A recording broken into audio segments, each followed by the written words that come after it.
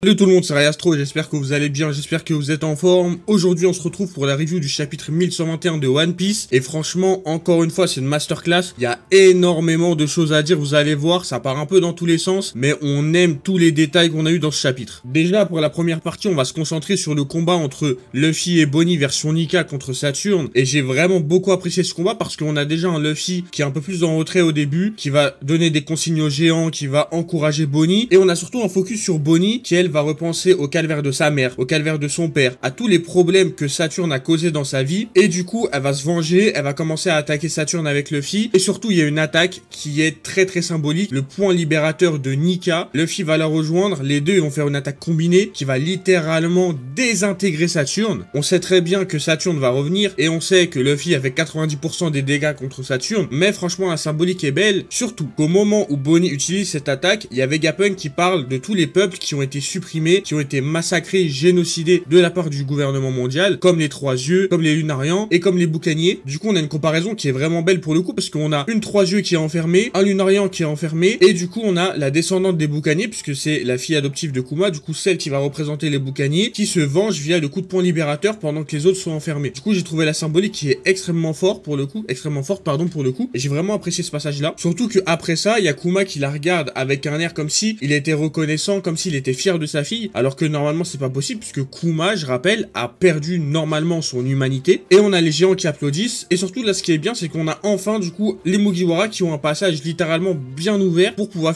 fuir de Egghead. Pourquoi? Parce qu'on a le Sonic qui est en train de tomber et le plus gros obstacle qui n'est plus là. Du coup là on va plus se concentrer sur ce qu'a dit Vegapunk pour le coup, et c'est toujours encore très intéressant. Déjà on a un Vegapunk qui nous parle des armes antiques, qui nous dit concrètement que les armes antiques vont être utilisées, sont toujours utilisées et représentent un vrai danger pour le monde. Et quand il dit ça, il y a un focus sur deux personnages, et là c'est intéressant. Vegapunk, quand il parle des armes antiques, il fait un focus sur Shirahoshi et sur Vivi. Shirahoshi représente Poséidon, donc concrètement on sait que Pluton normalement c'est un navire, donc pour moi la théorie que Vivi est Uranus est en train de se confirmer petit à petit et de plus en plus. Sinon dans ce cas là, pourquoi Oda aurait choisi de faire un focus sur une personne qui est une arme antique et une personne qui ne l'est pas alors qu'on parle d'arme antique? Pour moi ça veut tout dire, Vivi est une arme antique. Par contre là je ne comprends pas quelque chose, c'est que Mother Flame, ça c'est la source d'énergie qui a permis en fait d'attaquer Lulusia, et on sait que ça a été fait par une arme antique. Donc concrètement on sait que Pluton c'est un bateau, normalement il est enfermé sous Wano, mais Uranus normalement c'est Vivi. Du coup je ne comprends pas ce qui se passe. Je sais pas si le gouvernement a pu du coup recréer une copie de Pluton, parce que normalement ils ont même plus les plans puisque Franky les a détruits, ou si Wano pense avoir les plans alors qu'ils les ont pas du tout. Je ne sais pas, mais franchement c'est toujours très intéressant à voir. Puis du coup après tout ça, Vegapunk continue son message où il dit concrètement que lui, il a foi en la science, il a foi en l'humanité pour régler un petit peu tous les problèmes et pour que tout revienne, on va dire, à la norme. Mais il y a surtout un passage dans le message de Vegapunk qui est extrêmement important, c'est concernant la course au One Piece. Vegapunk nous dit bien que la personne qui aura le One Piece va changer le sort du monde, mais il précise bien également que c'est peut-être pas forcément la personne que Joy Boy attend. Que en fait, c'est peut-être pas sûr que Joy Boy attend une personne, donc concrètement Joy Boy, il attend Luffy, mais c'est peut-être pas sûr que ce soit Luffy qu'il trouve en premier. Et franchement, je sais pas si vous vous souvenez, mais à l'époque, on pensait vraiment que Barbe Noire allait trouver le One Piece et que Luffy allait délivrer le monde de son emprise. Du coup, concrètement, on peut théoriser sur ça, parce qu'on peut se dire, Luffy, ça se trouve, ce ne sera pas le premier à trouver le One Piece, mais ce sera plus une personne genre malveillante, admettons comme Barbe Noire, le mauvais dit, qui va arriver, qui va trouver le One Piece, et du coup, l'affrontement final se fera autour de ça, parce que Barbe Noire va changer le monde dans une mauvaise manière, et Luffy va devoir libérer ce monde en Nika qui le représente. Et pour le coup, ce que je trouve vraiment intéressant, c'est quand ça parle des prétendants au One Piece. Et concernant les prétendants One Piece, je trouve que c'est très intéressant parce qu'on nous parle des Yonko, on a un focus du coup sur l'équipage de Barbe Noire, sur l'équipage de Shanks et sur la Cross Guild, mais on a aussi du coup un petit focus sur le gouvernement mondial où il y a des gens qui disent faut aller chercher le One Piece, et d'autres qui vont dire ouais mais du coup qui reste pour protéger? Il y a plus les doyens, qui va protéger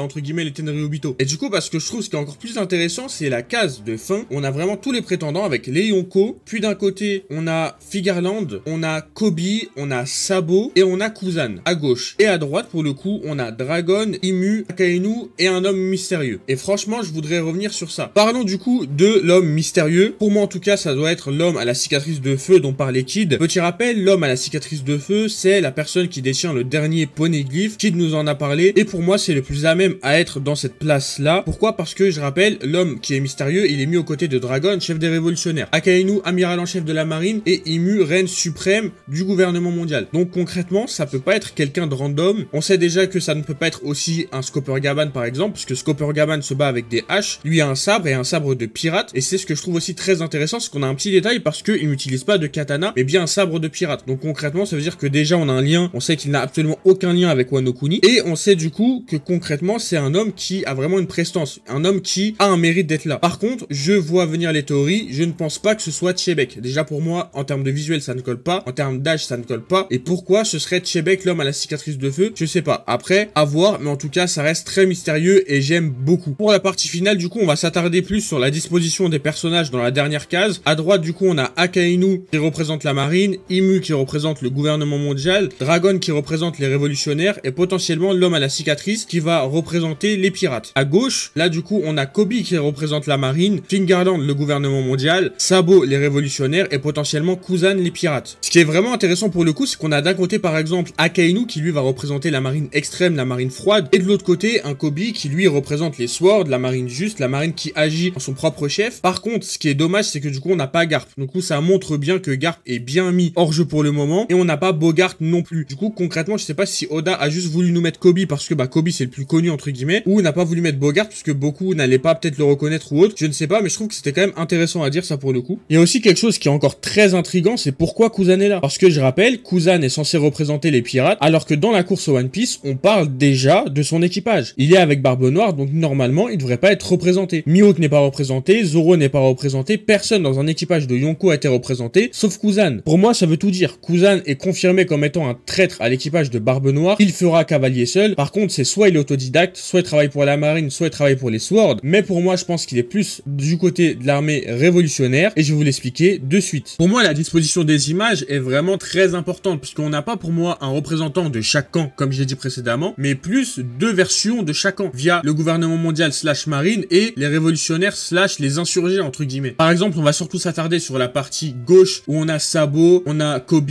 Kuzan et Fingerland. Concrètement, on a deux versions de la marine. On a Fingerland qui lui veut défendre les privilèges, les dragons célestes, et c'est uniquement son but, c'est de défendre les Tenryubito. Et lui, concrètement, on a Kobe qui lui veut défendre les gens, veut défendre la justice, et qui n'hésite pas à se rebeller contre la marine quand il faut. D'ailleurs, c'est ce qu'il a fait contre Akainu à Marineford par exemple. De l'autre côté, par contre, on a un Sabo et on a un Kuzan. Pourquoi? Parce que pour moi, on a un Sabo qui représente la révolution à la manière de Dragon, et on a un Kuzan qui va être beaucoup plus autodidacte, mais qui veut changer les choses, changer le monde de son propre chef. C'est pour ça qu'il est là, qu'il est en course pour le One Piece, et pas en course pour le One Piece avec Barbe Noire, mais bien en course pour le One Piece tout seul, parce que c'est un révolutionnaire, mais juste, il n'appartient pas au groupe de Dragon. On va passer du coup à la partie de droite, et là, vous allez me dire, mais quelle est l'opposition entre Imu et Akainu? Bah déjà, on a Imu du coup qui représente pareil que Fingerland, le gouvernement mondial, qui vont plus opprimer les gens qu'autre chose, et on a Akainu qui lui est la justice absolue, mais la justice quand même. On voit très bien que à plusieurs moments, Akainu en a marre des dragons célestes, en a marre du gouvernement mondial, et veut intervenir contre Kaido, contre les Yonko. Akainu veut se battre et veut rétablir la justice. Après oui, Akainu est extrême, on va pas défendre ses idées, mais par contre Akainu c'est vraiment quelqu'un qui veut une justice absolue certes, mais une justice quand même. Là du coup on va s'attarder sur Dragon et l'homme mystérieux. Pourquoi ils représentent tous les deux la même chose mais ne sont pas dans le même camp? Tout simplement parce qu'on a Dragon qui est chef des révolutionnaires, qui lui veut faire tomber le gouvernement mondial à sa manière, et en bas pour moi on a le gardien